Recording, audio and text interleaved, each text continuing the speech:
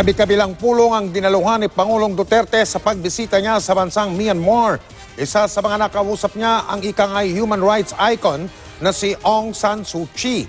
Mula sa Myanmar, nakatutukway si Dano Tingkuko. Dano. Mike, tulad na nabanggit mo, nakipagpulong sa mga matataas na opisyal si Pangulong Duterte sa Day 2 ng kanyang official visit dito sa Myanmar. Ang Myanmar at Thailand ang dalawang huling ASEAN member states na hindi pa nabibisita ng Pangulo bago ang ASEAN Summit ngayong taon. Sa mga kinatawan ng may mahigit 20 Filipino companies na may investment dito sa Myanmar, ang unang pulong ni Pangulong Duterte kanina. Ayon kay DTI Secretary Ramon Lopez, hindi tulad ng ibang bansa kung saan tayo ang humihingi ng investment, sa Myanmar, tayo ang nag-i-invest. It's a big market at the same time,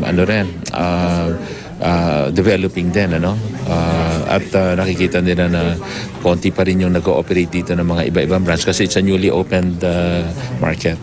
Bukod sa mga kumpanya sa larangan ng utilities, telecommunications at pagkain, isa rin sa mga planong i-export ng Pilipinas sa Myanmar ang hybrid rice seeds. Very agriculture-oriented yung bansa na to. It's something like sa ilang milyong hektarya ang pwedeng taniman ng rice dito. Kumpara doon sa iba-ibang lugar, dito napakalaki. At so ngayon, pinupush din nila yung use of hybrid rice. Ngayong araw, nakipagpulong din ang Pangulo kay Myanmar President U Tin Jo, ang unang sibilyang Pangulo ng Myanmar sa loob ng 5 dekada.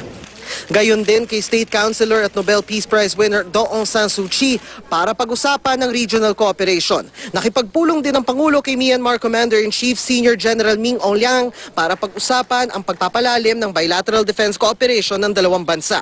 Bukod sa bilateral cooperation, isa sa mga sentro ng official visit ni Pangulong Duterte dito sa Myanmar ang paglagda ng isang Memorandum of Understanding sa pagitan ng mga gobyerno ng Pilipinas at Myanmar kaugnay ng food security. Ayon sa Embahada ng Pilipinas dito sa Myanmar at ayon na rin sa datos ng National Statistics Authority, isa sa mga pangunahing ini-import ng Pilipinas mula Myanmar ay agricultural products tulad ng bigas. Sa isang press conference pagkatapos ng kanyang pulong sa Filipino community sa Myanmar, napag-usapan ang isinusulong ng Pangulong pag-amyenda sa saligang batas. Natanong ang Pangulo kung kinukonsidera ba niya si dating Pangulong Gloria Macapagal Arroyo na pangunahan ng Constitutional Commission para sa pagbuo ng federalism. Maybe, baka ayaw rin niya. But maybe.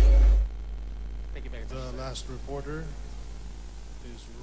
At Mike, sa pulong ni Pangulong Duterte kay Aung San Suu Kyi, nagbigay ang gobyerno ng Pilipinas ng $300,000 na donasyon para ito sa humanitarian efforts ng Myanmar, partikular sa Rakhine State.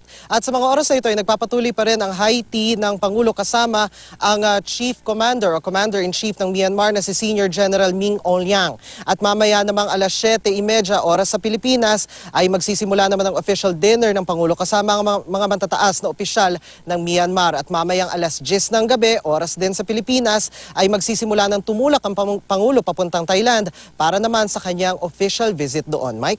Maraming salamat mula sa Myanmar, Dano Tingkuko.